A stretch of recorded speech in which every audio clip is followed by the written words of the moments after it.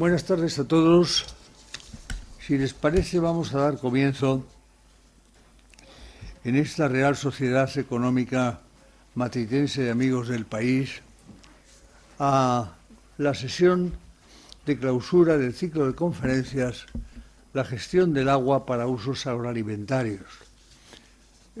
Ciclo de conferencias que se organizó dentro de lo que conocemos con el nombre de Tribuna de Carlos III y que imaginó el tema y lo coordinó el tema en su principio Manuel Álvarez Huilla. Me pidió a mí que colaborara desde la primera de las conferencias y así lo hemos hecho todos los que estamos alrededor de la mesa y otros muchos que faltan hoy, entre otras cosas porque es viernes y el viernes es un día incómodo para el viaje, incómodo para las estancias y que hace más difícil las coincidencias.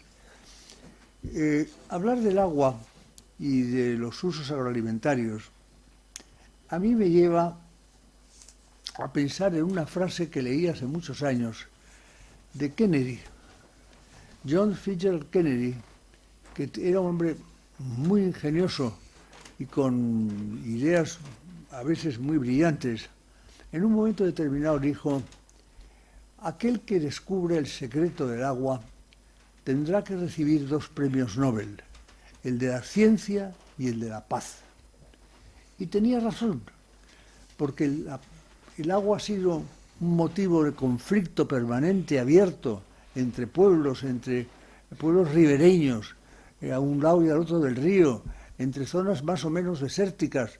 Y si hoy nosotros miramos lo que está ocurriendo en el mundo, yo tengo aquí una relación que no voy a mencionar, pero os podría ir enumerando la cantidad de ríos artificiales que se están haciendo desde Afganistán a cualquier otro país del mundo, ríos de 250 kilómetros, de 300 kilómetros, ríos con conflictos como el que ha ocurrido entre Etiopía y el Nilo, Etiopía en lo alto del Nilo, el bajo, las partes bajas del Nilo, por el aprovechamiento de las aguas de la famosa presa del Renacimiento, llamada así, porque era la presa que permitía renacer a Etiopía en sus funciones energéticas, básicamente, no tanto acuíferas o de riego, pero sí eso provocó sus incidentes entre unos y otros.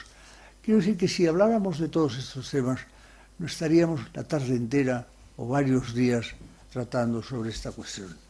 No es ese nuestro objetivo, no es lo que queremos.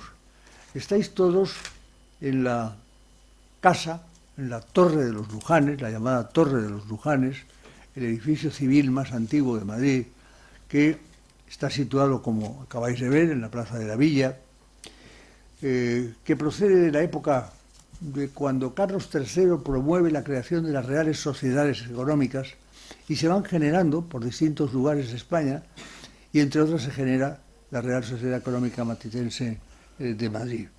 Bien, estamos en el siglo de las luces. Esta se crea en 1775, está ahí la placa que lo recuerda, y se crea bajo el lema de Socorre enseñando. Se trata de ayudar a promover la igualdad entre las personas en una sociedad muy clasicista en aquel momento, y eso se intenta hacer mediante enseñar a unos y a otros. Esta sociedad donde estamos hoy, presidente, quiero decirles a ustedes que no he empezado por hacer lo que debía de haber hecho, que era haber saludado a nuestro presidente, el señor Mesa, que es el presidente de todas las reales sociedades económicas de toda España y, por tanto, que agrupa a todo el conjunto de reales sociedades, entre las cuales Madrid es una más, pero él los preside a todas. Esta sociedad, esta de Madrid, fue presidida en un momento dado por Jovellanos. Jovellanos, que fue un hombre ilustrísimo e ilustradísimo. Jovellanos, que fue un hombre que hizo y promovió desde aquí el llamado Informe sobre la Ley Agraria. Y en el Informe sobre la Ley Agraria, él fijó una frase en la cual, cuando distingue entre los bienes libres y bienes económicos, dice: España nunca será grande mientras las aguas de nuestros ríos no lleguen al mar. Él tenía la obsesión de la captación de las aguas para el riego. Y fue una obsesión que esta casa la asumió desde el primer día y la ha venido manteniendo sistemáticamente. Hace un año aproximadamente, Manuel Álvarez Builla, gran jurista, procurador de los tribunales, decidió lanzar la idea de que la tribuna Carlos III promoviera un ciclo de conferencias a lo largo del año sobre un tema que tuviera interés en Madrid, en Jaén, en Albacete, en Extremadura, en Valencia, en todas partes. Y de ahí nació la idea del ciclo de conferencias sobre la gestión del agua para usos alimentarios. Él me confió a mí la apertura de aquel ciclo, lo hice con sumo gusto, no sé si con acierto o no, pero desde luego sí, con sumo gusto, y hoy no voy a hablar del agua, ya lo hice entonces, sois vosotros los que vais a hablar, pero sobre todo hemos querido traer a una persona muy singular para que lo hiciera. Manuel Álvarez Builla, como digo, nos trajo al tema de la sequía, y nos trajo al tema de la sequía y de los ríos cuando estábamos en plena sequía, porque hace un año, ¿quién no recuerda los sufrimientos que pasamos y que pasaron todos los agricultores de España? Eso lo puede decir muy bien Andrés del Campo, que va a ser nuestro conferenciante y que ha sido hasta hace muy poco presidente de la Federación Nacional de Cooperativas, de Comunidades de Regantes de toda España.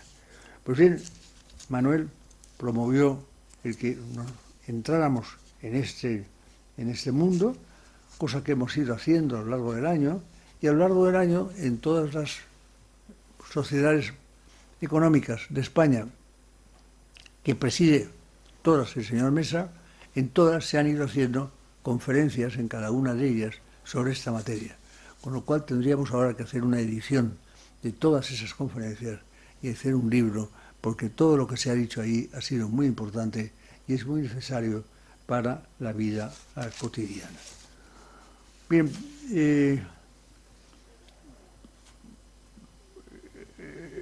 tenemos la presencia hoy de Andrés del Campo. Andrés del Campo es un hombre nacido en Córdoba, es ingeniero agrónomo, gran ingeniero agrónomo, presidente de la Federación Nacional de Comunidades de Regantes de España, FENACORE, durante muchos años, durante 30 años, ¿lo ha sido? 28. No me he equivocado en mucho.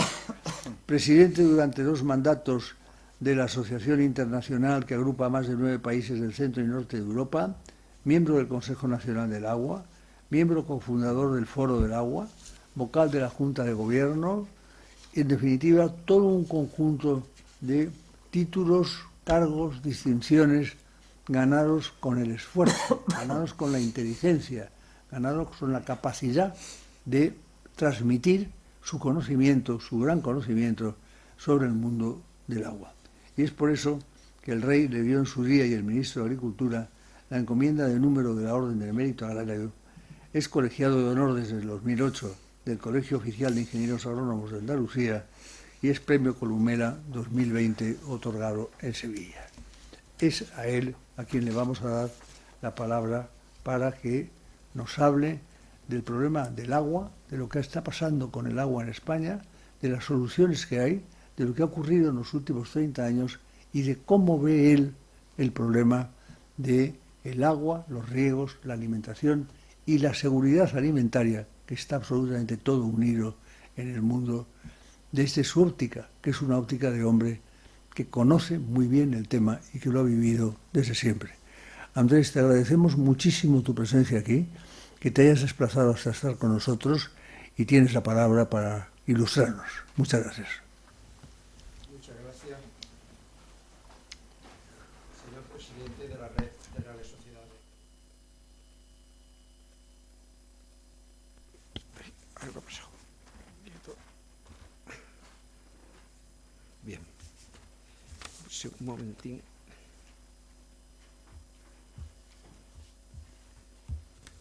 Bueno.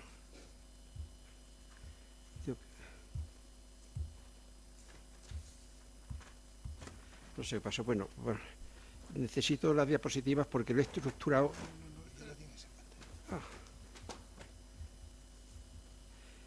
He estructurado la conferencia. Que está en la pantalla. Bueno, a ver si con verlas allí, vale, perfecto. Aunque yo no las vea, tengo aquí una copia y miro aquí. Mira. Bien. Vale, sí, ya las voy pasando. No era por ponerlas a más tamaño. Ahora, pero ya sale muy bien. Vale, pues muchas gracias. Bien. Había estructurado... Bueno, muchísimas gracias en general por supuesto a la Real Sociedad Económica de Amigos del País de España. La verdad es que me he quedado maravillado cuando he llegado aquí y he conocido no solo el local, sino que cuando una asociación de este tipo es capaz de celebrar el 250 aniversario, pues quiere decir varias cosas que son importantes. La primera, que tiene un carácter apolítico. No le han influido los diferentes gobiernos, guerras, dictaduras, democracias, y ha superado todos esos escalones. Y la segunda, que persigue el bien común, que es lo que hoy muchas veces estamos tan escasos en los tiempos actuales tan modernos, que ya sí son intereses específicos los que se persiguen, más localistas, y con el mundo del agua todavía más. Pero en fin, no quiero entrar en ese tema, pero eso dice mucho de la sociedad. Y nosotros en la Federación Nacional de Comunidades Regantes tenemos también muchas comunidades regantes muy antiguas, incluso las más antiguas, que son las del Tribunal de las Aguas, pues tienen 1200 años de existencia, y estoy acostumbrado a asistir, como yo digo de broma, a cumpleaños, aniversarios, 700 aniversarios, 750, 800 de comunidades grandes. Hay más de 7000 comunidades en España, y la verdad que tienen una antigüedad. Estamos ese movimiento extendiéndolo por todo el mundo. No voy a hablar de comunidades de regantes hoy, solo líneas generales, de que son corporaciones de derecho público, pero que el modelo de las comunidades de regantes es lo que más interesa en otros países.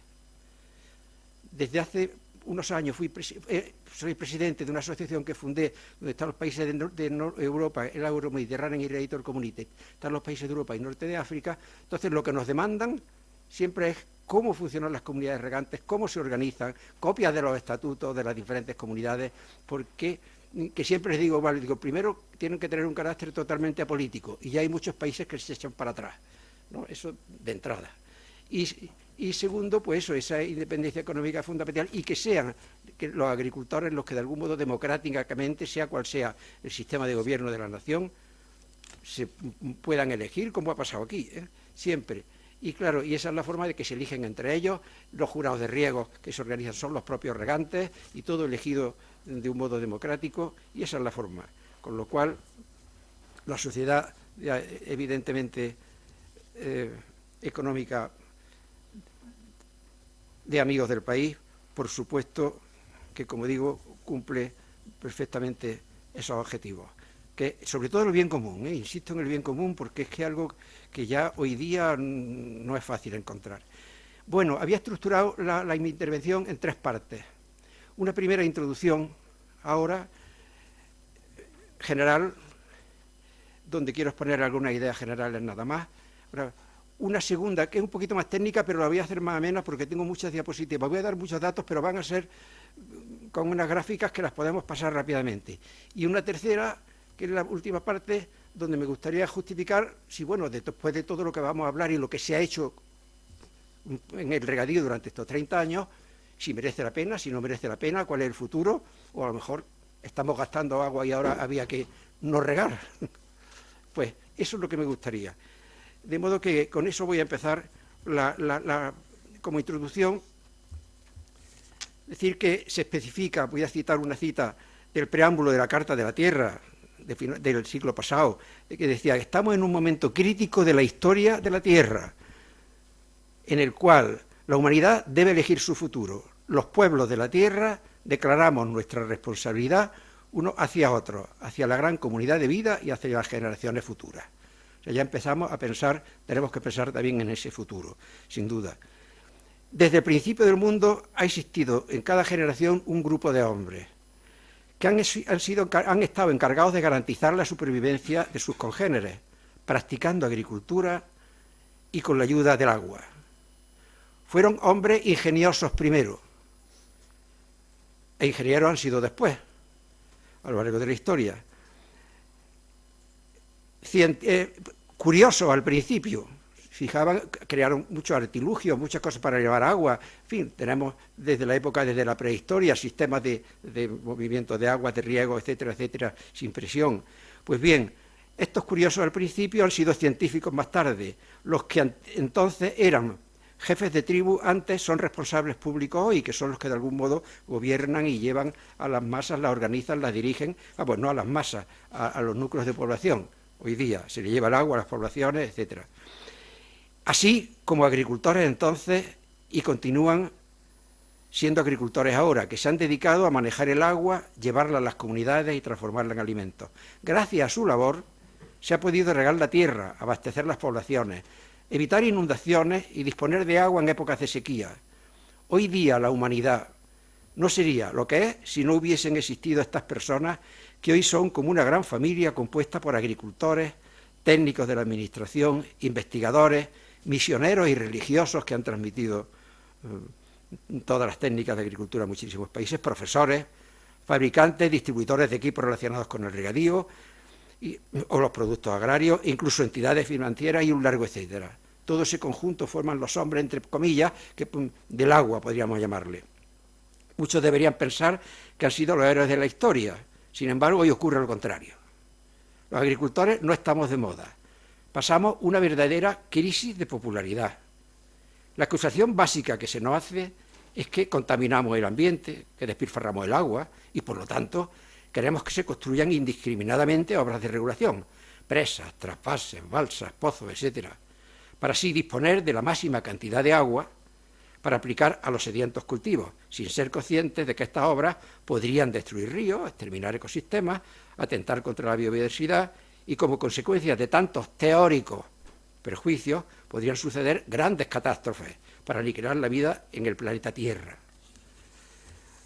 Esta idea catastrofista de nuestra actuación va calando poco a poco en la sociedad y podría ser asumida por todo el mundo.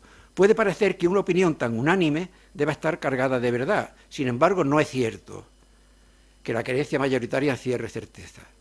Expresaba el filósofo español, que ya murió hace unos años, pero lo recuerdo, Julián María, en un artículo que publicó en un diario de ámbito nacional, fue la ABC, me acuerdo todo perfectamente, sobre el riesgo que tiene la sociedad actual de vivir en un estado permanente de error.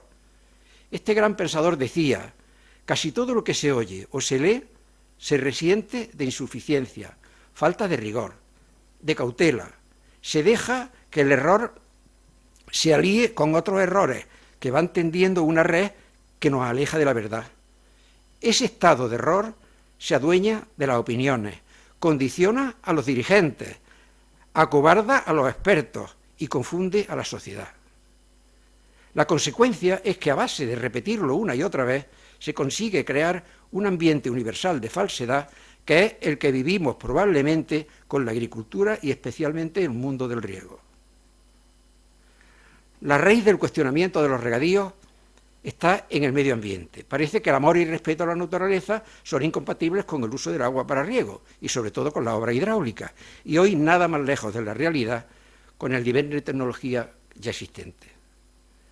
En su día, incluso el Papa Benedicto XVI, con ocasión de la Cumbre Mundial sobre Seguridad Alimentaria, habló sobre la necesidad de que se madure, decía textualmente, una conciencia solidaria que considere la alimentación y el acceso al agua como derechos universales de todos, sin distinciones ni discriminaciones. Y añadió: el problema de la seguridad alimentaria debe ser planteado en una perspectiva a largo plazo, como las obras hidráulicas, y promoviendo el desarrollo agrícola, decía, fundamentalmente en los países más pobres que necesitan ayuda mediante infraestructuras rurales, sistemas de riego, etcétera, obras de regulación, etcétera, utilizando los recursos humanos naturales y socioeconómicos que se pueden obtener en el propio lugar. Estos objetivos podrían conseguirse si se pudiese disponer de agua garantizada, mediante balsas, embalses de regulación y trasvases para transportarla, disponer de agua también de procedencia tanto superficial, ríos o lagos, como subterránea, acuíferos. En los países desarrollados ya existe un nivel más o menos aceptable de infraestructura hidráulica, ocurriendo lo contrario en los países en desarrollo. En el mundo hay más de 40.000 grandes embalses y la robustez de un país o una región ante los fenómenos atmosféricos dependerá del nivel de regulación de sus correspondientes cuencas hidrográficas.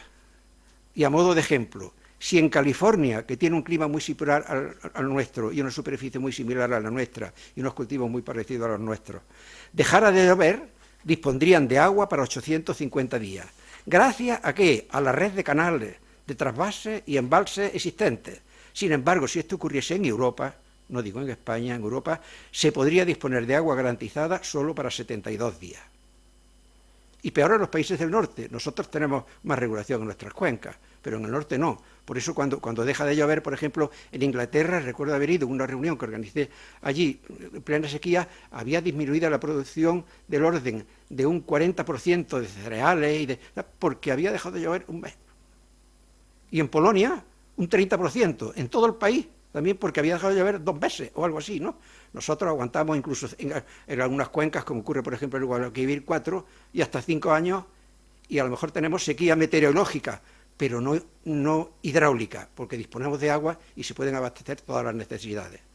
Bien, pues en países de clima árido y semiárido, como es el caso del clima mediterráneo de España, ante la posibilidad de ese cambio climático, se van a agudizar las condiciones naturales que obligaron en su día a los países con recursos económicos a construir embalses debido a una mayor variabilidad, tanto interanual de la pluviometría y una peor distribución, tanto espacial como temporal. De igual modo, la agudización del carácter torrencial de los ríos y la prolongación de periodos secos derivados del posible cambio climático también se podrán equilibrar mejor si se dispone de infraestructuras suficientes, para poder regular las cuencas hidrográficas, mitigándose de este modo los principales efectos negativos del cambio climático, que son lo único que coinciden los estudios, de ese cambio climático que no entro en quién lo pueda provocar o no, que siempre ha habido cambio climático a lo largo de la historia. O sea que lo que está pasando no es nada totalmente anormal. Yo recuerdo en una conferencia que hice sobre sequía, puse toda la pluviometría de los 100 años del siglo pasado. Solo en uno había habido 6 años seguidos de sequía. Los demás, como máximo, 4 o 5 años normales, venían luego otros 2 o 3 con deficiencia grande, una sequía que podía durar como mucho, 5 años, solo 6. Ya hemos tenido en este siglo ya uno, quizás, no llega a 2, hemos tenido a punto, pero ahora pondré un ejemplo que se ve claro. Porque lo único que coinciden es que la frecuencia de las inundaciones puede ser mayor y de las sequías, pero no que va a llover menos, sino que va a llover de distintas formas. Con lo cual, si llueve más en un sitio que en otro, si se puede llevar de la cuenca a lo que no hay es la solución. Ya en España, por cierto, en el 11% de su superficie, durante el siglo pasado, caía al 40% de agua, de los recursos que podemos tener, y en el resto, que era casi el 80%, al revés, casi el 90%, pues el 60% restante, con lo cual hay una diferencia grande, aunque en general llovía bien. Le voy a poner un ejemplo de la semana pasada, precisamente, de la Semana Santa concretamente, que ha sido del embalse de Guadalmellato, comunidad de la que soy, que abastece, que abastece de agua a Córdoba y a la comunidad de regantes del Guadalmellato, que se hizo con el decreto de 1908, que se tiene casi 100 años. El embalse se hizo, recuerdo, lo inauguró el rey Alfonso XIII en el año 1923. Entonces, voy a centrarme, por no perder tiempo, pero sí decir lo que ha pasado. El Ayuntamiento de Córdoba necesita 24 hectómetros cúbicos al año. Se queda de reserva 3 años, 72 hectómetros cúbicos. Antes de la Semana Santa se puede ver en el gráfico cuando empezó a llover. El gráfico, perdón, porque no veo lo que pone allí bien, pero bueno, empezó a llover justo en la Semana Santa, o sea que ahí tengo puesto desde el año bueno, desde el año no, desde el mes de abril, el 15 de abril al 15 de aproximadamente, desde marzo a abril. Tampoco lo veo aquí, porque están números chiquitines.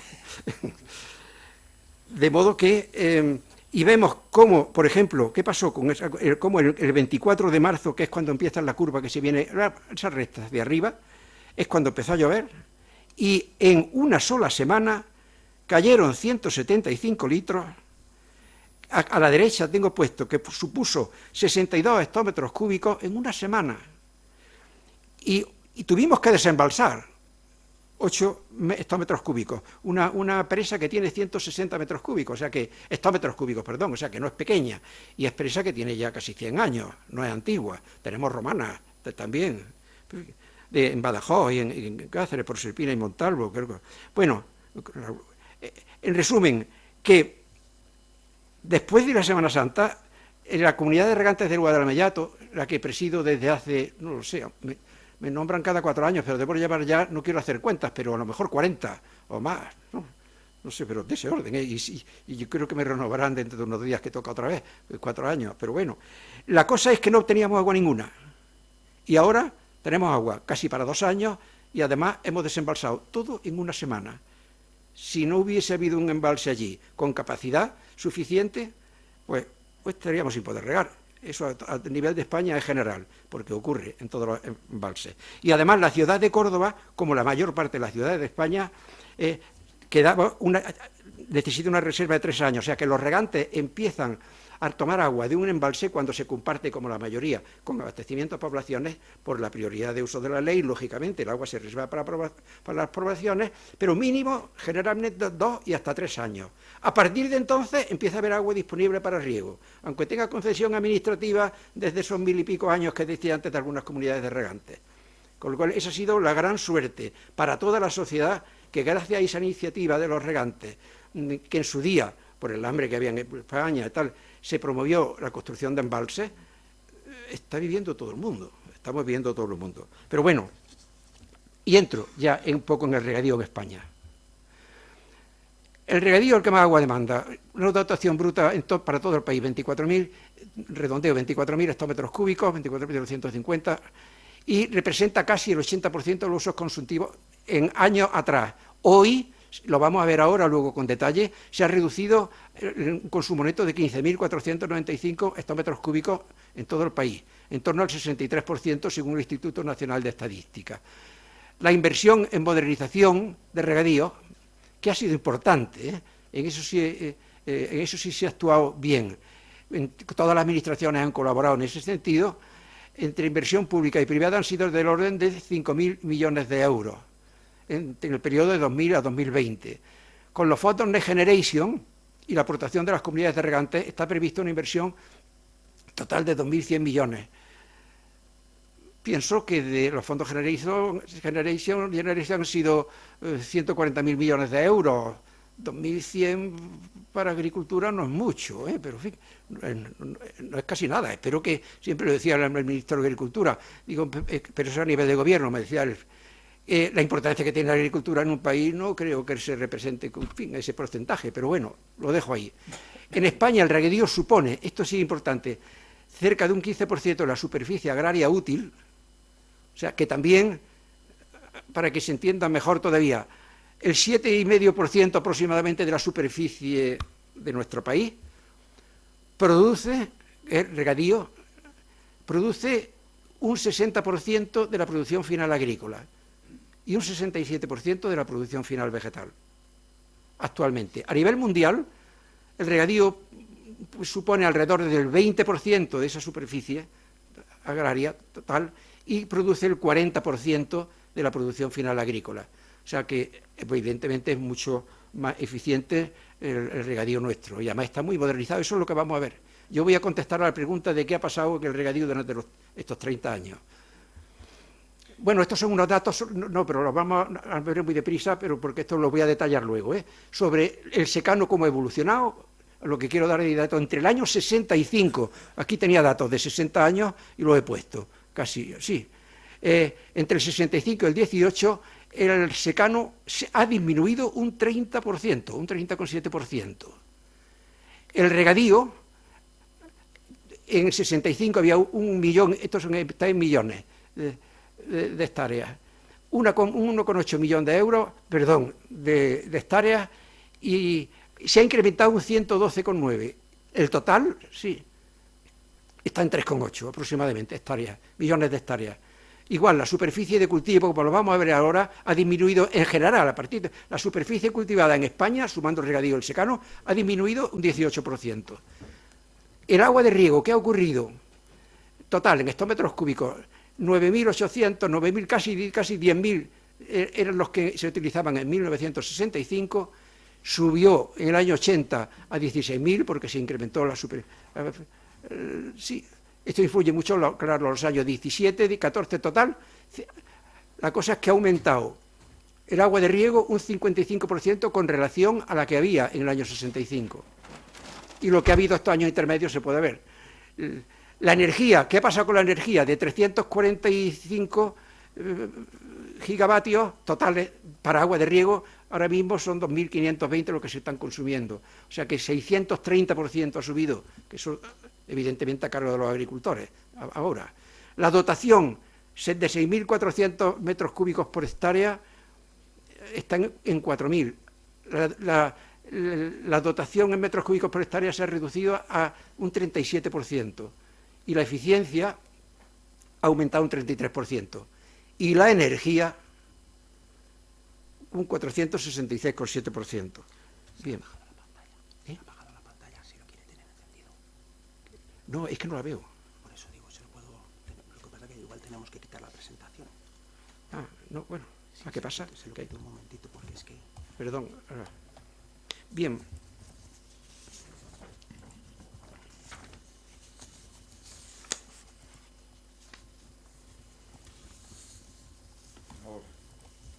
Ah, estupendo.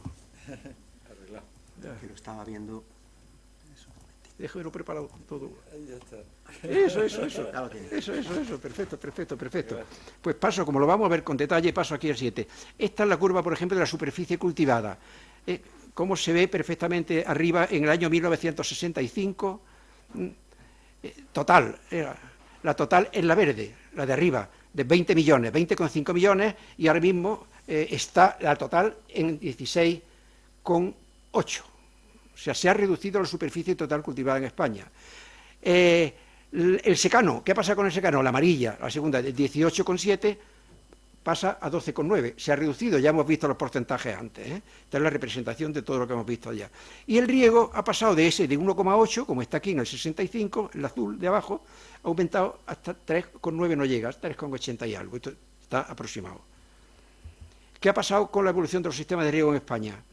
Ha habido una transformación muy importante. Gravedad, que es el sistema de riego de compuertas clásico, de surco, de inundación, un riego poco eficiente en cuanto al uso del agua normalmente, porque hace falta una nivelación muy importante, muy bien hecha, para que ese riego sea eficiente, que se pueden conseguir eficiencias muy altas, pero es muy costoso. Pero energéticamente el coste es prácticamente cero, con lo cual energéticamente es un riego muy viable, pero sin embargo hidráulicamente la eficiencia es baja. Ha habido una transformación importante, el amarillo sigue siendo el total, la superficie de riego regada ha aumentado, en fin, lo vemos aquí, que ha pasado, que ya lo hemos visto antes, la amarilla de 1,8 lo hemos visto a 3,7. El azul es el riego por gravedad, el riego de superficie. Vean que ha bajado, de 1,8 hemos pasado a estos datos. La siguiente, aspersión, que es el riego de presión, el riego de aspersores, generalmente, o de aparatos mecanizados, pero de presión, pues empezó después del año 65, porque no se conocían todavía los aspersores, partimos de cero, poco antes del 67, 68, por ahí, y ha ido subiendo un poco y luego ha bajado, aunque se ha mantenido al final, 0,9, 0,8, y ahora veremos los resultados definitivos. Y el último, el riego por goteo. El riego por goteo, partimos del riego por goteo, empieza más tarde, ya después del 68 también. Sí, bastante después del 68, empieza casi en el 80. Sí. Estaba yo trabajando entonces y hacía proyectos de riego cuando empecé los primeros riegos por goteo. Recuerdo que el primer riego por goteo fui a verlo a Canarias. Y bien, hemos pasado hasta 2,1 millón de hectáreas del total de 3,7. Y ahora vemos, ¿y qué ha pasado con la dotación media de riego? Desde el año 90 hasta actualmente, estos últimos 30 años. Bueno, pues vemos, estas son las dotaciones netas de datos del propio Ministerio. La curva empezamos por 5.000 y pico, terminamos en 4.000. Lo importante es la tendencia, esa línea de puntos, cómo va bajando la dotación media de riego a lo largo de los años. Esos altibajos en la curva, si llueve más, se riega menos, si llueve menos, en fin, pero en general la tendencia está clarísimo. Perdón. Esto es la evolución de la energía en gigavatios hora en total, de agua utilizada, de energía utilizada para regadío solo, en España. Pasamos de 345 gigavatios en 65, ahora pues vamos ya por 2.520. Insisto que lo vimos antes, pero es la curva y donde ha habido puntos de inflexión, que no me voy a parar ahí porque quiero llegar al final bien. La evolución de cultivos herbáceos y leñosos. ¿Qué ha pasado con los cultivos en estos 20 años? Por eso parto del 90. Bueno, los cultivos herbáceos son los de amarillo, pues se ha visto que han descendido. Estos son fuentes de Berbel, catedrático de la economía y del mapa que nosotros hemos adaptado un poco, hemos terminado los datos que tenían en la universidad para terminar en los 30 años. Bueno, vemos cómo han descendido, en fin, los cultivos herbáceos generalmente que tienen más necesidades, y sin embargo los leñosos, que son los frutales y también el olivo y forestales incluso, ha aumentado sensiblemente. Hemos pasado de 0,8 millones de hectáreas, 800.000 hectáreas, realmente hemos pasado a 1.600.000 o 700 más o menos, vemos la línea verde. O sea que ha habido un incremento de cultivos arbóreos, de cultivos leñosos y una disminución de los herbáceos. ¿Y cuál ha sido la productividad a valores constantes? Pues, bueno, pues vemos igual la tendencia, 0,87 sería en el año 90, estamos en 0,97, o sea, la eficiencia ha aumentado en la utilización de la productividad precisamente, o sea, por cada metro cúbico los euros que se han producido en el mercado del producto que se haya cosechado. ¿Y cuál es la evolución de la balanza comercial? ¿Cuál ha sido? Desde 1997, que es donde he tenido los datos para que se viera la curva. Entonces vemos, lo azul es la exportación, lo de abajo es la importación que ha habido estos años, y lo que el regadío representa con relación a la exportación, que vemos como al principio, por ejemplo, he puesto el primer año y el último, pues en el año 97, que es el primero, considerado, se exportaron 183 millones de euros, se exportaron y se importaron 13.000, un saldo de 1.837 positivo. Tanto de los intermedios, algunos pues no tal, y entonces, por ejemplo, y el último, en el año 23, 70.431 millones de euros fue lo que se exportó y 54.900 lo que se importó, balance positivo de 15.000. O sea que vemos la diferencia, hemos pasado de un saldo positivo de 1.800 a un saldo positivo de 15.400. ¿Qué representa el regadío? Representa el 60% de todas las exportaciones. O sea, ocupando, hemos dicho, el 3,8 millones de hectáreas, se exporta, es responsable del 60% de la exportación. ¿Qué va a pasar si el trasvase Tajo Segura, que es fundamentalmente exportador, deja de regar? Se vendrá bajo la exportación.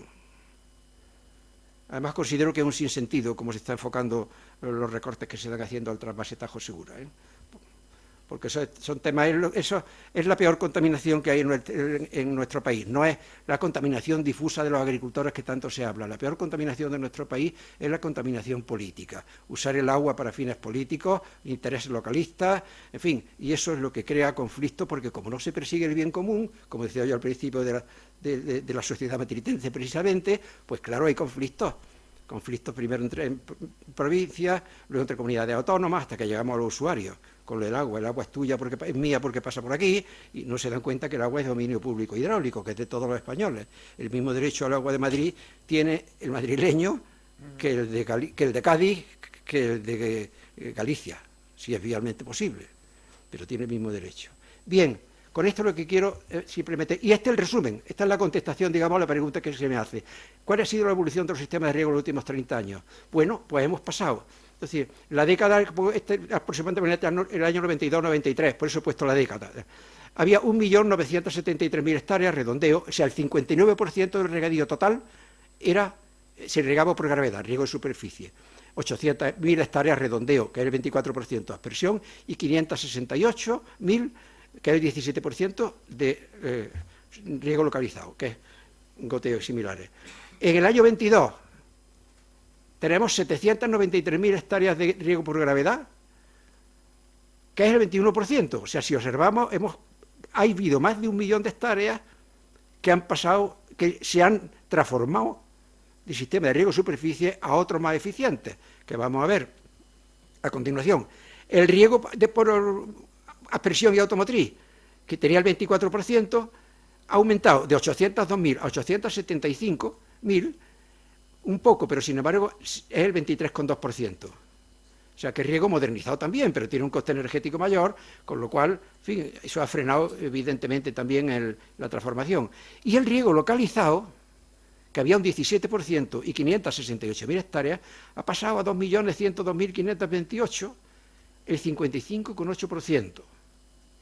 Entonces podemos decir en España que hemos modernizado la suma del de aspersión más localizado, y eso es prácticamente un 80, 8 y 2, 10, 5 y 3, 8, 1, 9, un 79%, o sea, alrededor del 80% del regadío español ya está modernizado. Con eso podemos ir con la cabeza muy alta en todos los países, y vamos, y lo decimos, y en Europa y en todos lados, presumimos, incluso tanto en valor absoluto como relativo. Antes, quien nos igualaba en porcentaje era Israel, porque tenía un 75%, no sé ahora, pero con los conflictos que hay, todo eso sí habrá aumentado algo, pero es que ellos tienen un total de menos de 300.000 hectáreas, 270.000 o algo así, más o menos hablo de memoria, y nosotros tenemos 3.800.000. O sea que hay una diferencia muy grande. Entonces, en ese sentido, las tareas se han hecho. La modernización de regadío ha funcionado. Las administraciones se han implicado, tanto la administración central como la autonómica, y los regantes no digamos. Estamos hipotecados la mayoría, 50 años, con los planes,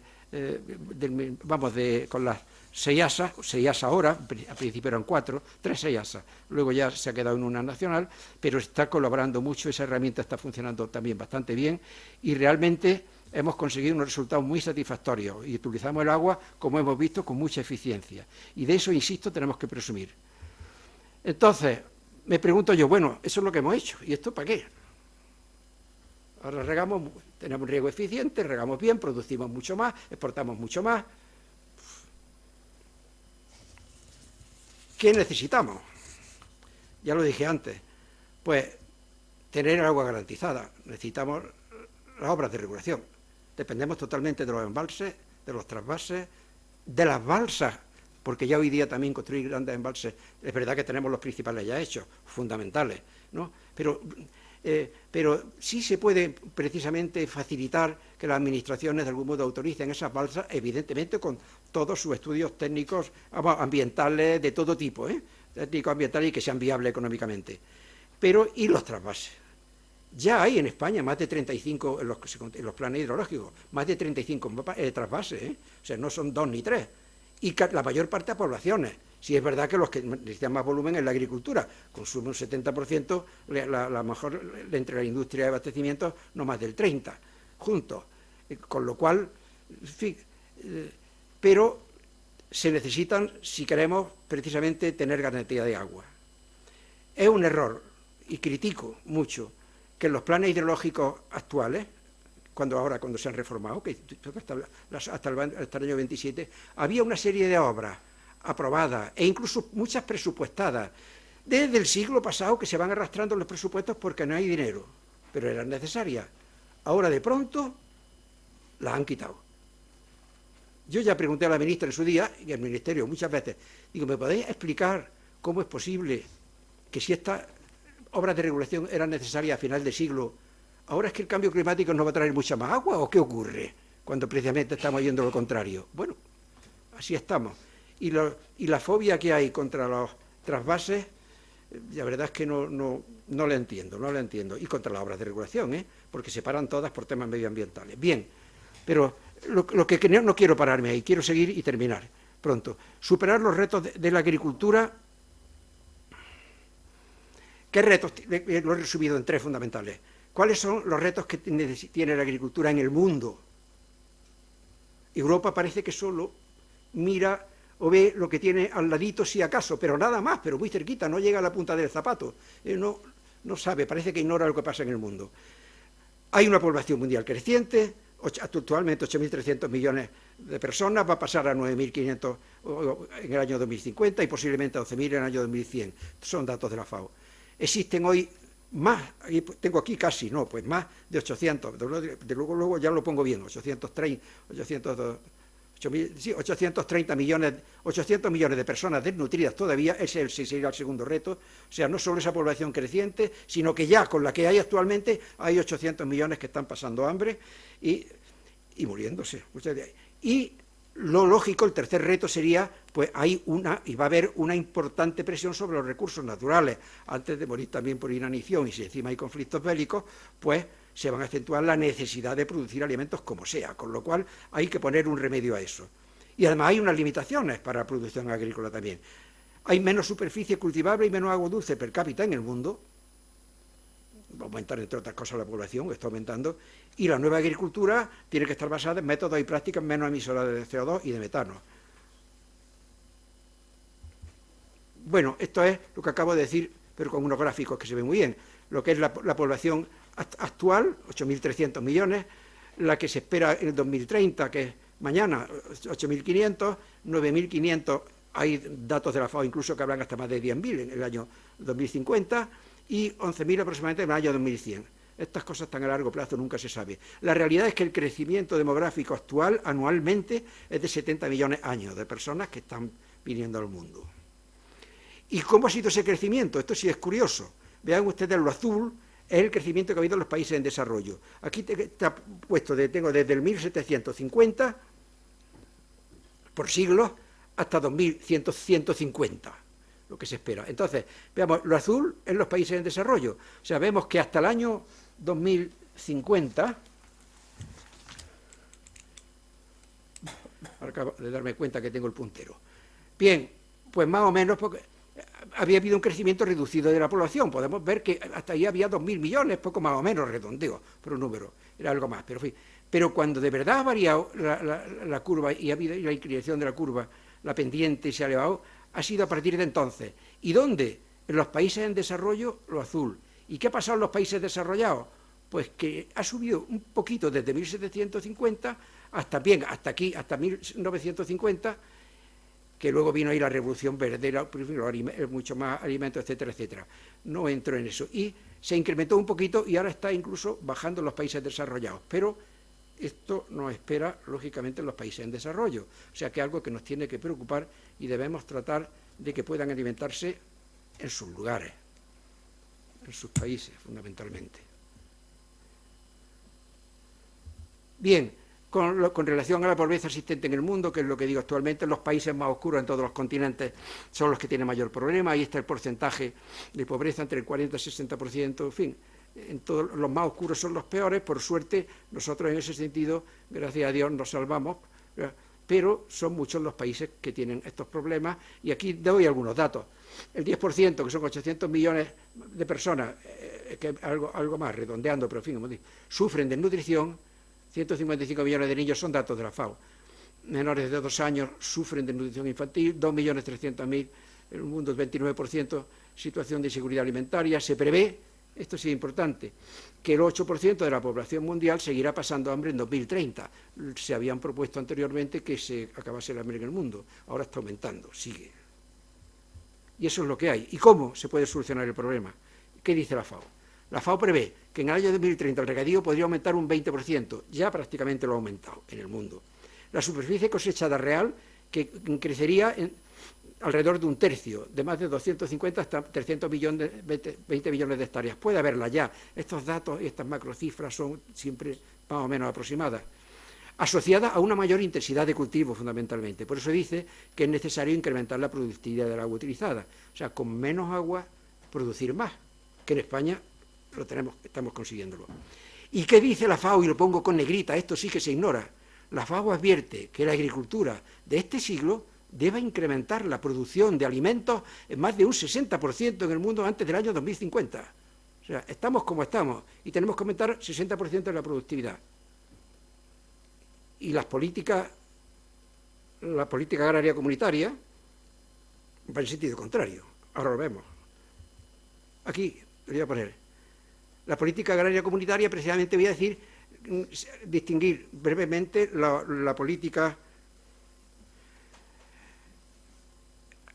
agraria comunitaria y la política agraria americana, que ha surgido como consecuencia a partir de Estados Unidos, viendo lo que estaba pasando en Europa, con México y con Brasil, se inició esta política que tiene dos objetivos que son comunes las dos. Los objetivos vinculantes a la recuperación de la naturaleza y protección del medio ambiente, que eso muy bien, como objetivo. Diferencia fundamental, la PAC se basa en la protección del medio ambiente y la disminución de la productividad agraria. Disminución. Obliga a dejar tierras vacías, tierras muy fértiles, ya obliga de antemano. Y luego además ahora con las medidas ambientales de una disminución que ahora se van a modificar, porque el agricultor no puede vivir de esta actividad y es fundamental, hace que la agricultura sea sostenible, muchos de ellos, ¿no? Entonces, disminuye la producción. Curiosamente, ni conocíamos ni tenemos estudios de la paz que no se saben las consecuencias sociales, económicas, ni se han evaluado de estas medidas, lo que va a suponer. En Estados Unidos hicieron unos estudios sobre España, sé que todos andan con relación a la disminución de la exportación, que todas, recuerdo las cifras de memoria, todas oscilan entre el 16% y el 20 y tantos por ciento, de todo tipo, en lo que iba a mermar la agricultura, todo referido a España. Entonces la política agraria, como digo, comunitaria, basada en esa disminución de la productividad, la política agraria americana, veremos a ver si lo consigue, también está de acuerdo en la protección del medio ambiente, pero incrementando la productividad. Y ese es el camino que tenemos que seguir, nos guste o no nos guste. Y unas conclusiones, varias que... Las políticas españolas y europeas son cada vez más exigentes y limitan la productividad de la agricultura y regadío, lo acabamos de decir. Para mitigar los efectos negativos del cambio climático, los regadíos del Mediterráneo necesitan tecnología y tener el agua garantizada mediante las infraestructuras de regulación necesarias. Hablo de embalses, hablo de balsas y otras bases. También, por supuesto, de la utilización de recursos alternativos como son las aguas regeneradas, las aguas desaladas y cualquier otro recurso disponible que pueda existir. Pero eso se puede utilizar como complemento. No es sustitutivo de, por ejemplo, un trasvase no se puede cambiar por todo el agua, no se puede regar una zona determinada en vez de con agua de superficie o agua, sí, superficie da igual, o subterránea, regarla con agua superficial, quiero decir, con agua desalada, por ejemplo, porque es que es inviable por los costes energéticos que supone. Los costes energéticos, sobre todo de la desalación, más del 60% del orden de los costes totales son energéticos. Hay que elevar un volumen de agua que la mitad o más hay que devolverla con una salmuera otra vez al mar. Ya tenemos otra limitación que nunca hablamos. También, un coste que nunca hablamos de él, pero va a ser fundamental, es la distancia que haya desde desaladora hasta el campo. Tiene que estar al lado del mar. Como esté un poquito retirado, esos costes energéticos no se han previsto. Pero sí hay que tenerlo en cuenta y la agricultura hoy por hoy no puede soportar esos costes. Entonces, un 10%, una cantidad pequeña, reducida, mezclada, como sí. Complementarias, por supuesto. La pena es, que yo espero que sí se consiga, que cuando ya muchas veces me dicen, sobre todo en otros países, es que nos vamos a quedar sin agua. Digo, sin agua nunca en la vida. Nunca. Si yo siempre digo, donde nosotros vivimos, este mundo mal llamado tierra, porque se tendría que llamar agua. Si más del 72% de su superficie del globo terráqueo es agua. Y por el ciclo del agua tampoco se va a perder. Pero en fin, bueno, no quiero ir a las conclusiones para poder terminar a tiempo. Bien, entonces el regadío es el usuario que más agua demanda, se ha modernizado mediante grandes inversiones público-privadas, consiguiendo mejoras sociales, territoriales y ambientales. Se necesita la utilización complementaria de agua de fuentes no convencionales, lo que dije, bueno, desalación, reutilización y de procedencia superficial o subterránea. La futura modernización de regadíos tendrá como objetivo la eficiencia del binomio agua-energía, mediante el aprovechamiento de niveles geométricos, así como la producción de energía distribuida para autoconsumo en las zonas regables. Sí es fundamental que utilicemos, y ya se está haciendo, energía, aprovechar esos recursos naturales que tenemos en cada zona regable, bien sea viento, bien sea sol, bien sea saltos hidráulicos, porque la energía hidráulica es fundamental, no es contaminante, para nada, o sea que es renovable. Y sin embargo parece que se está despreciando también.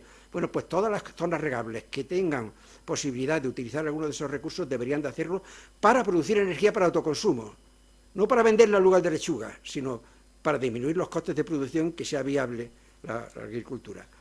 Y luego, para lograr una fijación de la población en el medio rural, es necesario que se cumpla, esta es una opinión mía, un modelo de agricultura sostenible que ha de estar basado en dos principios fundamentales.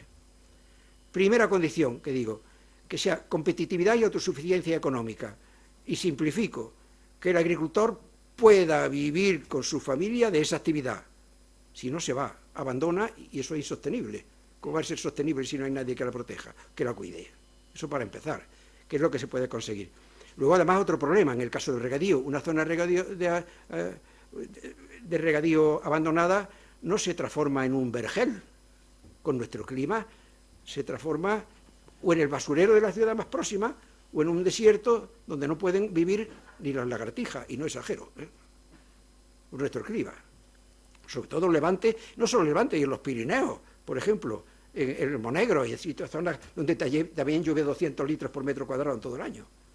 Sin embargo, un poquito más abajo ya llueve mucho más, y más arriba, ya los Pirineos no digamos. Bueno, entonces, primero, esa competitividad, autosuficiencia económica, y segundo, no agresible al medio ambiente en los medios de producción. O sea, utilizar los medios de producción de modo que podamos conservar precisamente ese patrimonio, para eso la modernización de regadío, de un modo eficiente para que pueda seguir siendo utilizado por las generaciones futuras. Yo siempre digo que el verdadero ecologista es el agricultor, pero por una razón casi de perogrullo, porque vive en el medio natural y vive de ese medio natural. ¿Quién va a tener más interés en conservar ese medio que es su explotación para que puedan vivir sus hijos, nietos y las generaciones futuras? Ese es el verdadero ecologista. Y de este modo, con este tipo de agricultura se consigue una múltiple rentabilidad económica, social, medioambiental y territorial. Económica, porque se hagan explotaciones viables; social, sí puedo decir, la agricultura, por ejemplo, de regadío, cuando se habla del PIB, por decir un ejemplo, que si el PIB de la agricultura no tiene importancia, sobre todo los políticos, 2 y pico, 3%, eso no es nada. Falso. Cuando desaparece la agricultura de regadío, desaparece todo el complejo agroalimentario asociado, todas las industrias asociadas, de manipulación, de fabricantes, de maquinaria, de tratamiento, de productos fitosanitarios, y no digamos asociar la mano de obra. Bueno, pues si se suman todos esos PIB, Producto Interior Bruto, de todos esos sectores que figuran en la industria y el servicio, o a lo mejor podemos encontrarnos que si desaparece la agricultura de regadío, desaparece del orden de un 15% a lo mejor del PIB en nuestro país. Y eso sí hay que considerarlo ya. Pues eso se ignora en general.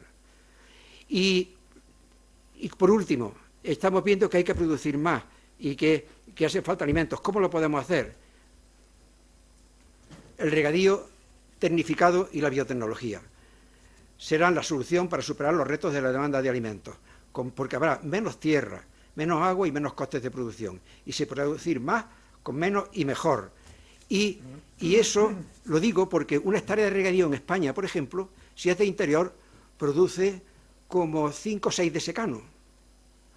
Una hectárea, si se trata de una hectárea de un regadío altamente tecnificado, por ejemplo, ya tipo invernadero, una hectárea de regadío puede equivaler a del orden de 40 o más hectáreas de secano. Si tenemos que aumentar el 60% de la producción mundial a base de secano, como desde nuestro gobierno se ha dicho en algún momento, dice que había que reducir la superficie de regadío, como estamos, eso, 1.200.000 hectáreas en España, ya estoy hablando, y potenciar la de secano, que estamos viendo lo que pasa con la de secano, está bajando sola porque el agricultor no puede vivir de ella, ¿no? Pues si encima la potenciamos, la desgracia va a ser todavía mayor. Bueno, pues si se hiciese en base al secano en el mundo, iría en detrimento de selva y bosque, y eso sí que sería medioambientalmente inadmisible. Sin embargo, el regadío, ocupando mucha menos superficie, como he dicho, puede producir mucho más. Y esa es la realidad que tenemos en el mundo, aunque Europa no lo vea. Y se ponga contento cuando se suprimen regadíos, en fin, o se destruye un embalse, otra barbaridad. Si no, esto sí de datos importante, si no hubiera obras de regulación en España y estuviésemos a merced del agua que discurre por los ríos de un modo natural, diríamos, tenemos ríos escénicos, qué bien, es lo que quiere Europa. Bueno, pues no podríamos vivir en toda España, ni siquiera 5 millones de habitantes, 5, durante los meses de julio y agosto, con los ratios de consumo actuales. Y estamos viviendo más de 75, entre los 47 o 48 que seremos de aquí, más los turistas de los meses de julio y agosto. O sea, esa dependencia va a ser además mayor, porque precisamente con ese cambio climático, como he dicho antes, donde lo único que, esto lo repito, porque lo único que coincide en los estudios, que esas lluvias van a tener un carácter torrencial y esos periodos de sequía más amplios, si no disponemos de obras de regulación, vamos, se podrán mitigar esos efectos precisamente con esas obras de regulación. Evitaremos los daños que producen las inundaciones y dispondremos de agua en época de sequía. Y he puesto el ejemplo del Guadalmellato, pero se pueden poner todos los embalses de España. Y los de los embalses, igual digo, y los trasvases, perdón. Pero bueno, y termino con una frase de mi gran maestro, que es don Jaime Lamed de Espinosa, del que he aprendido muchísimas cosas y de las cosas que digo aquí. Como él dice, un mundo sin hambre será de riego o no será. Y se necesita, por supuesto, un plan hidrológico nacional que, por cierto, está aprobado, se aprobó en su día. Lo que se derogó fue solo el trasvase del Ebro, pero no se está ejecutando. Cuando se hizo el trasvase del Ebro había una obra de regulación como compensación que había que hacer en el Ebro, que están planteando todo tipo de dificultades y no se han hecho. Y estamos teniendo problemas en todo el Levante y en Barcelona. Con el trasvase eso no habría ocurrido. Estaba aprobado. Lo aprobamos en el Consejo Nacional del Agua con más de un 85% de los votos. Lo aprobaron todos los regantes de Aragón, los regantes, que son los que utilizan el 70% del agua, incluso más, en Aragón. Lo aprobaron, dieron el visto bueno también allí. Lo aprobamos por unanimidad en toda España, los usuarios, con abastecimiento y había muy poquitos votos en contra de ecologistas que siempre dicen que no a todo, pero viven de la polémica, también hay que comprenderlo. O sea que, pero todos se oponen, siempre, por sistema, da igual. Si se le ha conseguido lo que ellos piden, pueden ir diciendo que no. Y nada más, o sea que fueron muy poquitos. Luego se derogó y las consecuencias pues las estamos padeciendo y las padecerán las generaciones futuras, porque antes ya hubo un dinero, una subvención concedida de la Comunidad Europea, se iniciaron las obras del trasvase, pero luego se canceló el trasvase cuando cambió el gobierno, a cambio de, bueno, de una desalación que sí que tendrá su futuro, pero no es la solución. Trasvase a cambio de desalación no vale. Pero en fin, muchas gracias. No quiero seguir hablando. Luego ya en el coloquio supongo que podremos ampliar. Muchísimas gracias.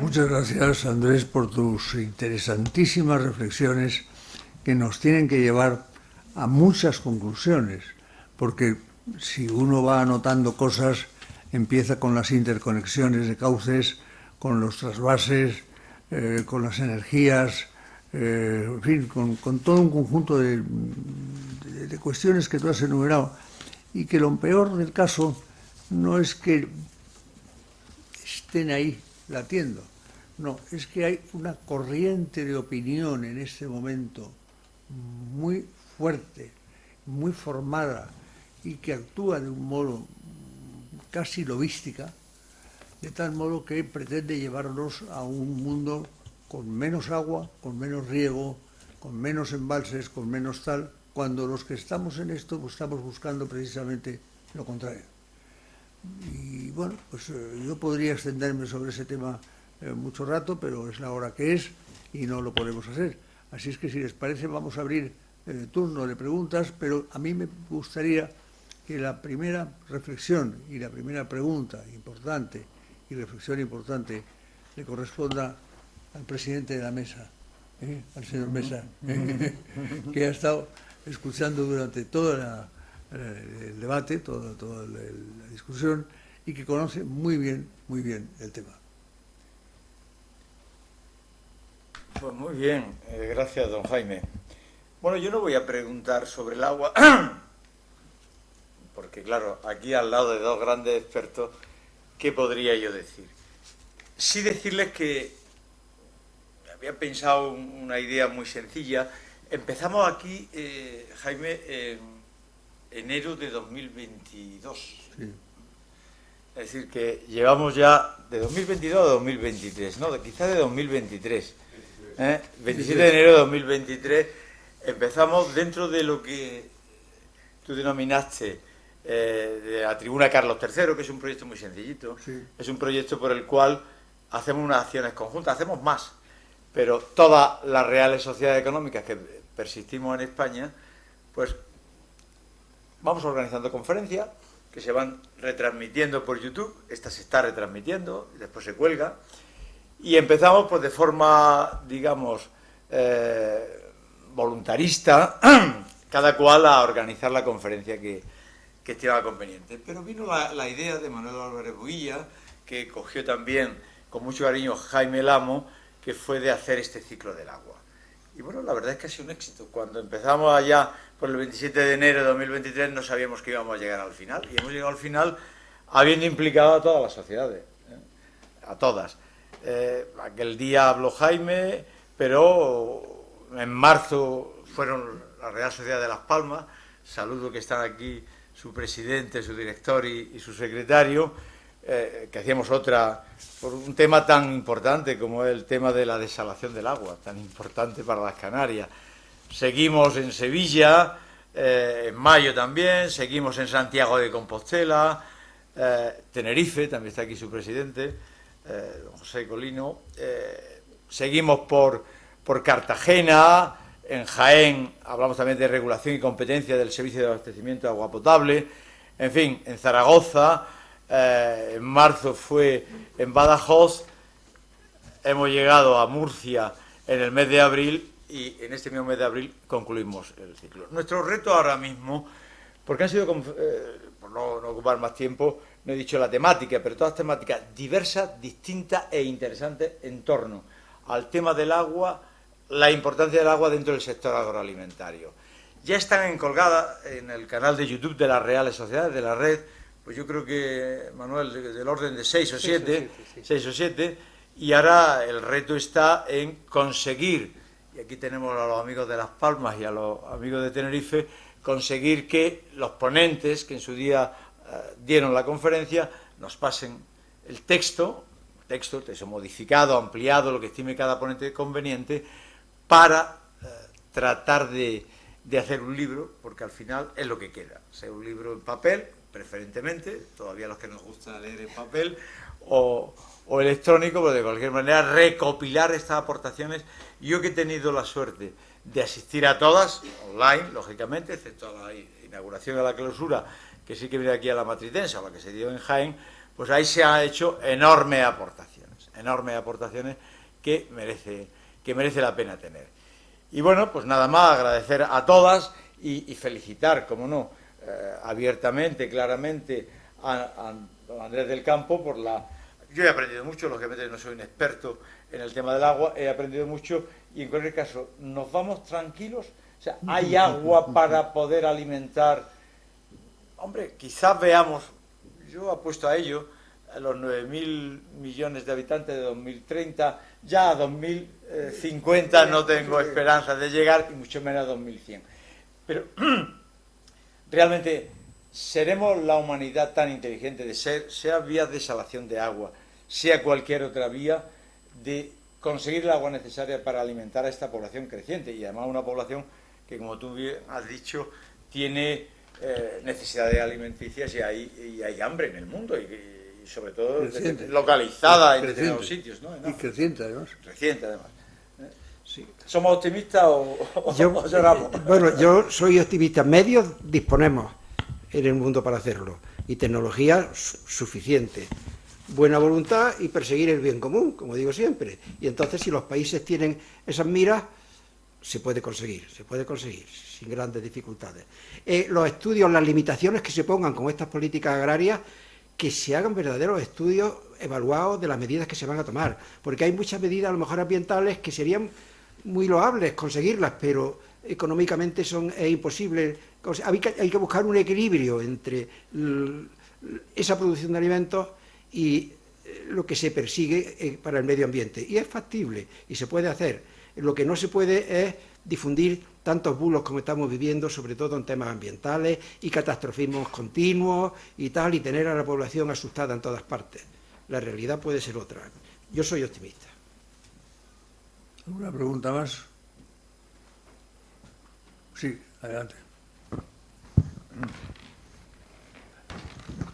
Muchísimas gracias, Andrés. Soy Ignacio Atance, director del Servicio de Estudios de la Fundación Cajamar, que recientemente, con la coordinación del profesor y catedrático Jaime Lamo y el profesor y catedrático Alberto Garrido, hemos publicado el libro sobre el regadío y la seguridad alimentaria. Compartimos gran parte de, todo de lo que se ha dicho. Podemos discrepar en qué acento le ponemos a cada una de las cosas, qué ponemos primero y qué ponemos después, pero sobre todo compartimos ese mirar al pasado y cómo hemos cambiado para coger fuerzas y ser optimistas hacia el futuro, porque tenemos conocimiento, tecnología y lo hemos demostrado en el pasado. Hoy producimos más con menos y regamos más superficie con menos. Pero quería aprovechar la experiencia de Andrés del Campo al frente de la comunidad de regantes de FENACORE para que nos diera algún elemento más en torno a los aspectos sociales del regadío. Y en concreto, tres cosas. El modelo de estructura de explotación que permite el regadío, una estructura de explotación más familiar, en cuanto a que con menos hectáreas es viable pues qué reflexiones puedes hacer sobre eso.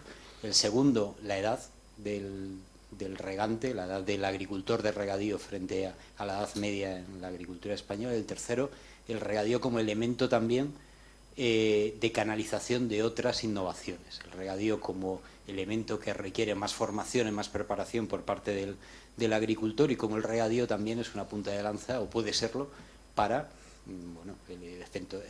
quizá los ejemplos más evidentes son la fertirrigación y otras innovaciones que vienen de la mano del regadío y que seguramente vamos a necesitar echar mano aún más de ellas en el futuro. Si pudieras darnos una reflexión en ese sentido sobre esos colaterales o esas ventajas que acompañan al regadío. Gracias. Bueno, la primera me parece que era, empiezo por la importancia, me decían, la estructura familiar del regadío. Bueno, el problema que tiene actualmente los agricultores, tú lo conoces mejor que yo, Ignacio, porque en el Ministerio has trabajado mucho en ello, es, en fin, la edad de los agricultores, tanto en España como en Europa. Precisamente como no es muy atractiva la producción agrícola, como está enfocada, y con ese desprestigio que se está utilizando, yo culpo sin duda a todos, desde el mundo de la política y del medioambientalismo un poco exagerado, hacia la agricultura, bueno, pues la mayor parte de los jóvenes prefieren trabajar en otra cosa que sea más segura, que no tengan que estar mirando al cielo, ni ser los malos siempre de los peores, que vayan diciendo, oh, soy agricultor, adiós, despilfarrador, tal. Bueno, entonces, yo pienso, creo que del orden de, creo recordar, me puedes corregir si te acuerdas de los datos que te voy a dar ahora, del orden del más del 55% de los agricultores, y más del 60 incluso, tienen más de 55, más del 55% tienen más de 60 años, sí. Me recuerdo que del orden también de un porcentaje bastante alto, más de un 15% de los agricultores tenían que estar jubilados, más de 65. La población inferior a 35 años, y coincide con la de Europa, creo recordar que es del orden del 3,5 o 4%, no más de población joven, de menos de 35 años, algo así, ¿no? Entonces, el problema es también la distribución de la población en el territorio. Ahí sí tiene una influencia muy grande el regadío. Y en los estudios recordarás que se hicieron cuando el Plan Nacional de Regadío se vio, recuerdo yo, que en aquellos pueblos en España que tenían más del 55% de su término municipal de regadío, eran los únicos donde se había mantenido la población o había aumentado. En todos los demás había disminuido y habían emigrado. O sea que, en fin, ahora con las nuevas tecnologías, con todo eso se podrá potenciar un poquito que puedan quedar en el campo. Pero el problema es ese porque se ha provocado que la gente joven prefiera de algún modo buscarse la vida utilizando... Bueno, yo pongo un ejemplo, mis propios hijos, tengo 3 hijos y son 3 ingenieros, ninguno agrónomo, ninguno quiere saber nada de campo. Y lo he llevado al campo desde chiquito.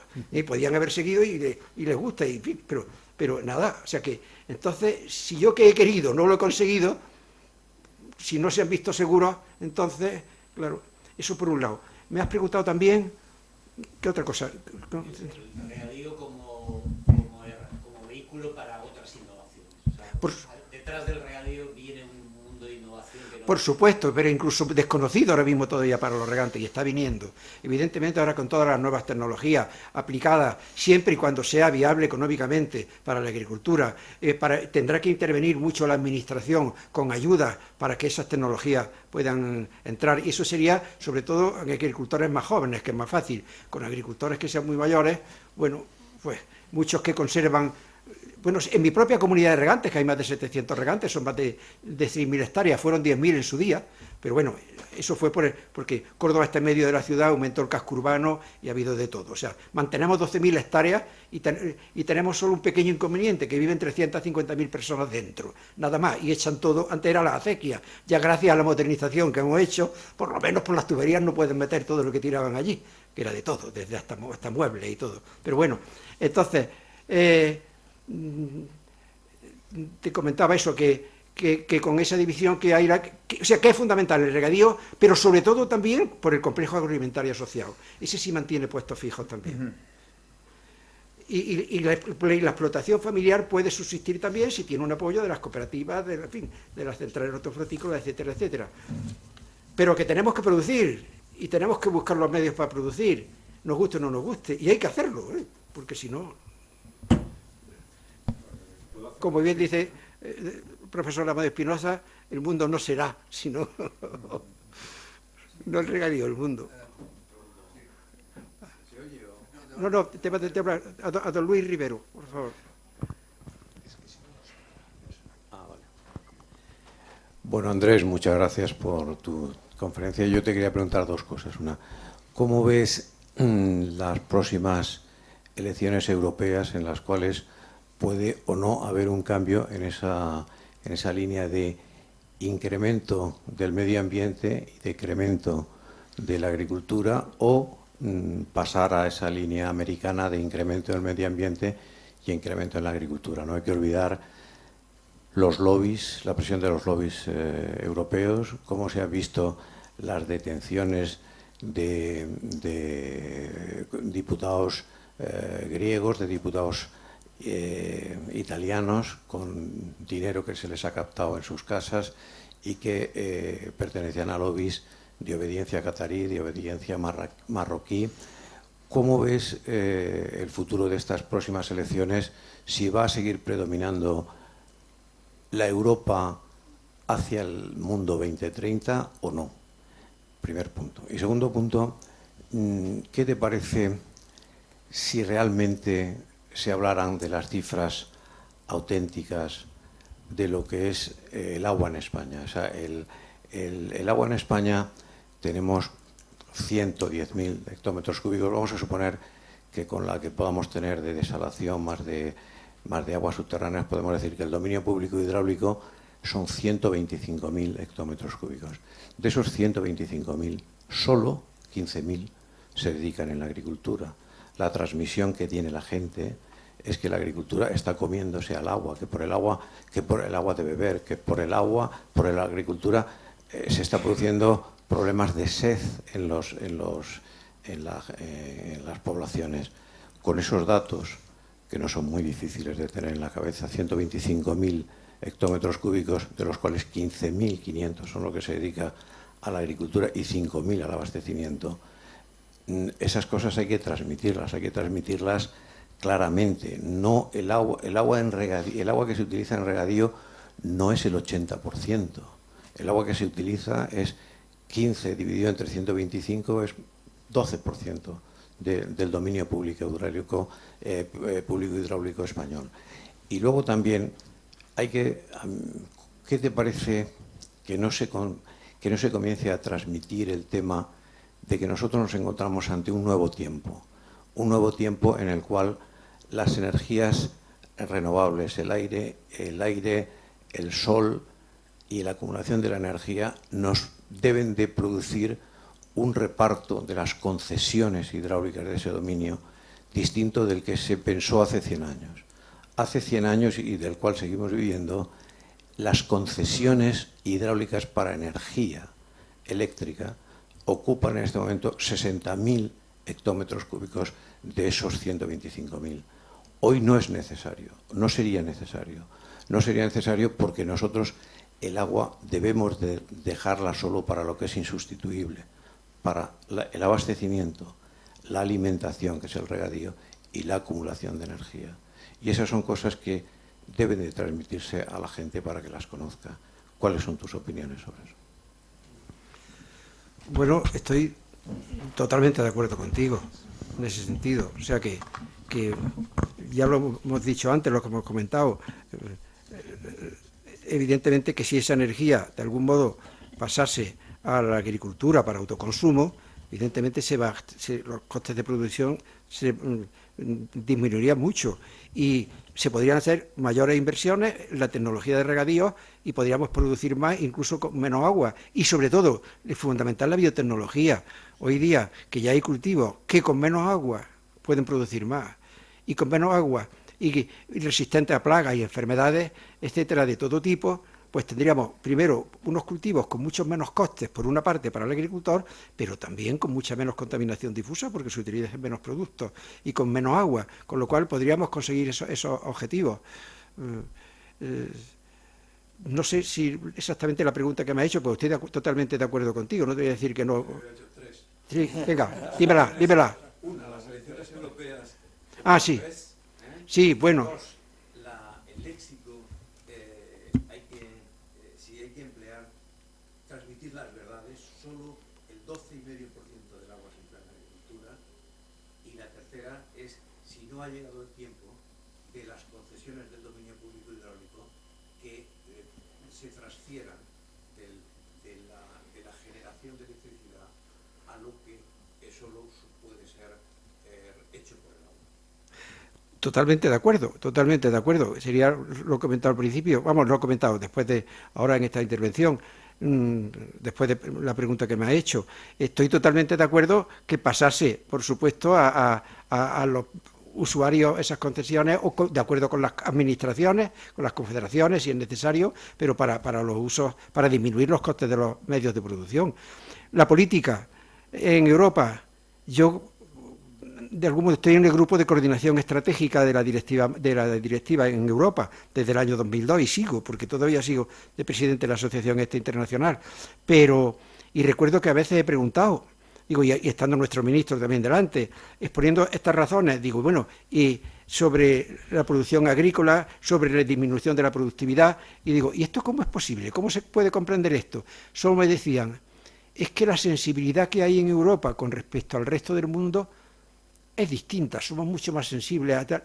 Digo, pero eso no era contestación, eso es lo que me decían. Me temo que en función, en este caso de los partidos políticos, los que apoyen una cosa o apoyen otra, pues tendremos más racionalidad en el uso del agua, y sobre todo la infraestructura, que no en este momento está muy denostada, y que podamos producir lo que necesitamos. Pero, no sé, va a depender, como está todo tan politizado, pues de los resultados que sostengan, que espero que haya un cambio profundo. Yo solo digo una cosa, que por ejemplo, países que van por libre, como India, China y todo eso, ya hace 5 años llevaban más de 80 millones de hectáreas compradas entre África y Sudamérica, Aquí estamos eliminando, dejando tierras sin cultivar, obligando para cobrar las ayudas comunitarias a dejar tierras, y allí están comprando 80 millones. Toda España tiene una superficie de 50 aproximadamente. Bueno, pues una España y media ya la tienen comprada, pero eso hace 5 o 6 años. No sé ahora, que habrán seguido, evidentemente que sí. Y en España, y dicen que era para producir para autoconsumo. Con lo cual, no sé, pero el futuro de la agricultura parece que lo tiene, pero en Europa no lo ve. No entiendo. La política europea creo que está totalmente descaminada, ¿eh?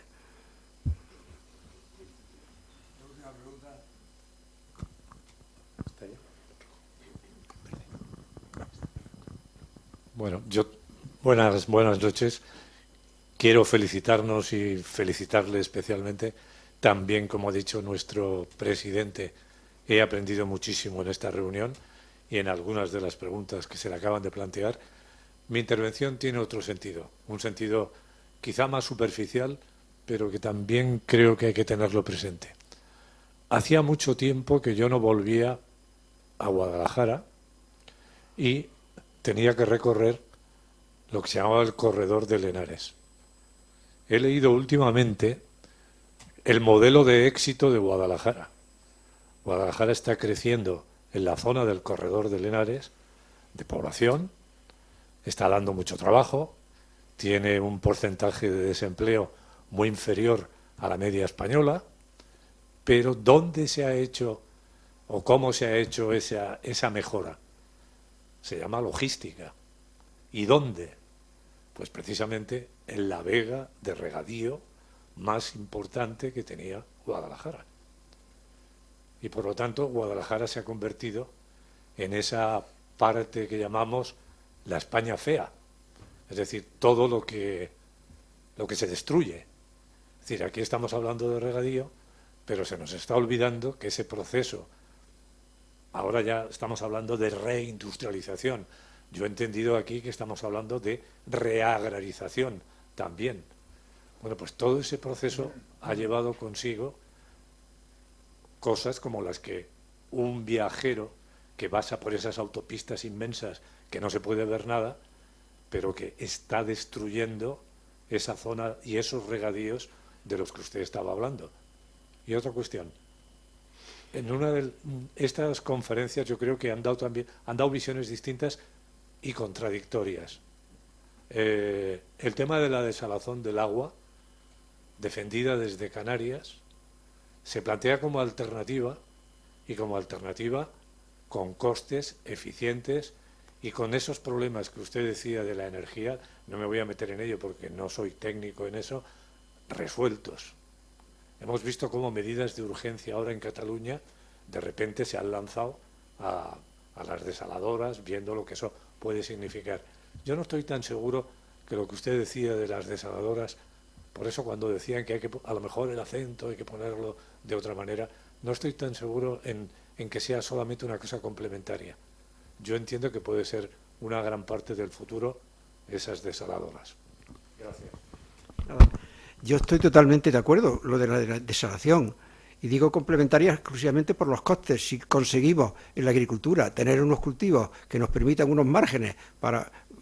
O la desalación, si conseguimos unos costes de energía mucho más económicos para que sea viable la utilización de ese agua para la agricultura, será viable, y será viable en determinadas zonas y para determinados cultivos, otros no, evidentemente. Por eso digo que podrá ser un complemento, porque hay que evaluar, y lo que dije anteriormente, el transporte de las desaladoras al campo, es muy importante. Si no, yo una vez le pregunté a la ministra, me acuerdo, cuando la desalación, a la ministra Cristina Narbona, digo, explícame cómo le vamos a llevar el agua desalada a los de Ciudad Real, desde Valencia o desde Murcia, desde dónde, tal. Pero en fin, eso hay que tenerlo en cuenta, porque a lo mejor, según los costes que tenga, pues se podrá decir, la desalación es viable siempre y cuando la agricultura sea de tal tipo de cultivo, y a una distancia de la desaladora de menos de 1 kilómetro, ya no es, pero que sí, que es fundamental. Y además es un agua, en Canarias, por eso viven de eso desde el año de los pioneros, no en el mundo, desde el año 60 y algo, creo, 64, 65, creo recordar. Sí. O sea que sí, bien. ¿Y lo de la destrucción? inversión en zona de servicios logística, destruyendo todavía aún más las zonas de regadío privilegiada que tenía esa zona? Nosotros estamos nosotros estamos defendiendo en la Administración la nueva legislación que se está haciendo para explotación de energía, sobre todo fotovoltaica y tal, que las zonas de regadío, lo que nosotros planteábamos para que se modificara, al menos las que tienen financiación pública, donde hay un porcentaje de subvención importante, que no se transformaron, porque evidentemente, esa inversión, si no, no tendría sentido. A ver, cuando hay una subvención importante y al fin y al cabo se va a beneficiar una empresa que compre. Vamos a perder tierra de calidad, si es tierra de calidad, hay que poner límite en ese sentido. Hay muchas tierras de secano y otras tierras, a lo mejor, que son inviables. Y bueno, estamos diciendo que de secano, entre secano y regadío, hay menos de 20 millones de hectáreas ya en España. Pues hay todavía mucho terreno para poder poner esos huertos solares o lo que haga falta, que son necesarios y que necesitamos energía barata, más económica, pues lo tenemos imposible. Pero tú, sí, don Luis,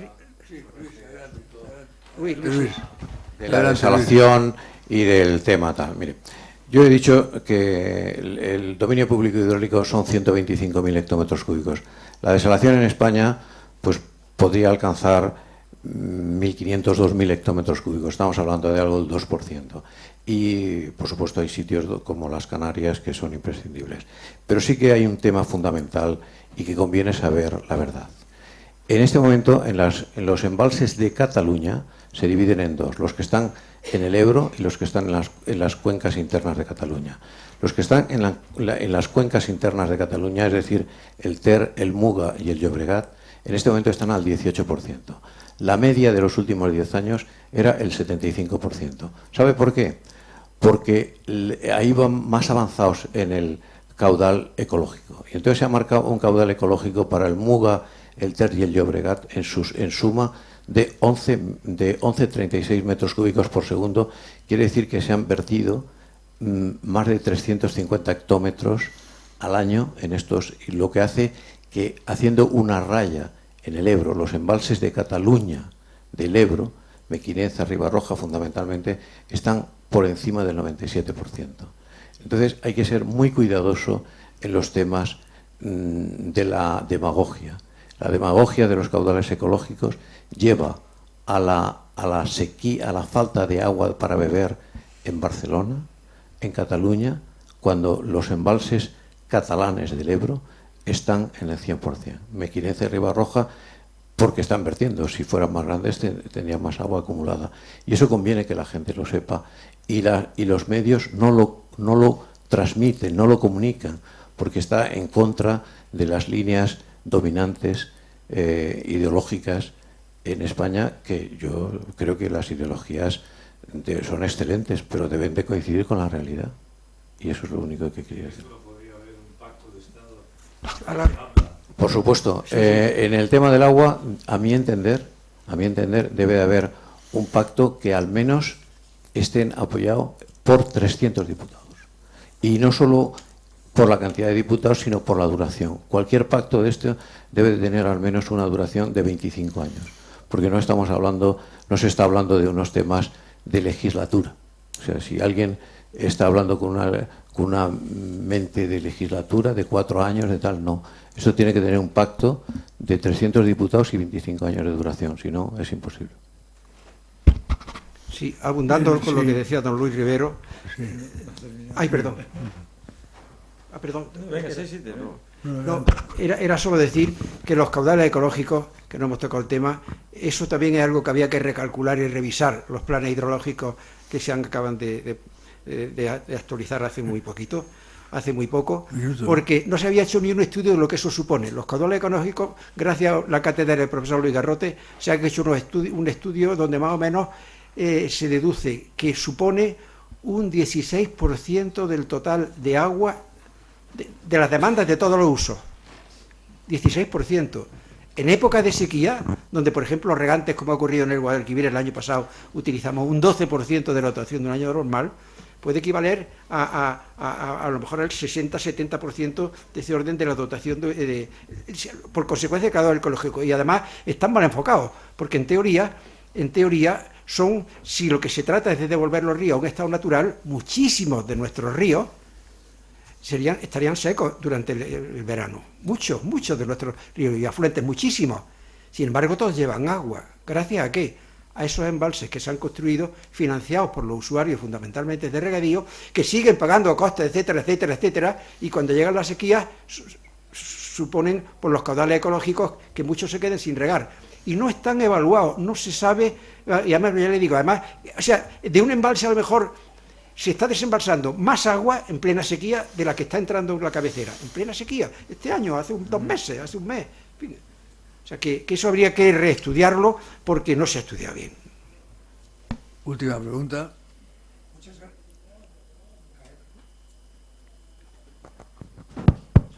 Muchas gracias, don Andrés, por su esclarecedora conferencia y por el tono esperanzador que le ha dado a su intervención. Hago bien en entender, o mejor dicho, me equivoco si digo que en términos de eficiencia en el uso de los recursos del agua, España va por delante de Israel, porque usted mencionó ahí un aspecto en que íbamos por delante de Israel.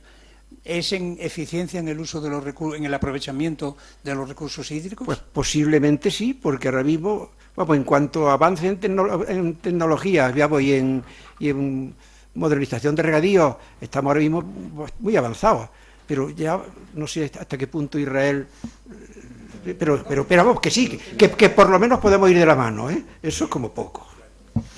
Bien, señoras y señores, antes de terminar la sesión y antes de que les haga una reflexión final, quería darle la palabra a mi buen amigo Manuel Álvarez Huilla, que quiere decirnos algo. Gracias, Jaime. Solamente para agradeceros a todos. La primera, a mi sociedad, a la matritense, por haber apoyado, por haber acogido este ciclo, y también a todas las sociedades que lo habéis acogido con auténtico entusiasmo. El haber aglutinado en torno a un tema todas las conferencias de la Tribuna Carlos III parece un pequeño paso, pero en realidad es un gran salto. Es reconocer que lo que afecta a las Canarias me afecta a mí en Madrid, que lo que afecta a Jaén afecta en Murcia, y esto no es una idea romántica de la patria, es una cuestión económica y social de hecho. Espero que podáis desarrollar otros temas, hay muchos temas de energía, de soberanía alimentaria, de regeneración democrática en futuros años, que contéis, como he tenido yo la suerte con Jaime Lamo, que ha sido el alma y el motor de este ciclo. Yo solo he sido la corrida de distribución. Y quería acabar con una frase de Goethe que me parece esculpida para la Real Sociedad de Amigos del País de España. Hagamos de nuestro país no la patria de nuestros padres, sino la tierra soñada de nuestros hijos. Gracias a todos, de verdad.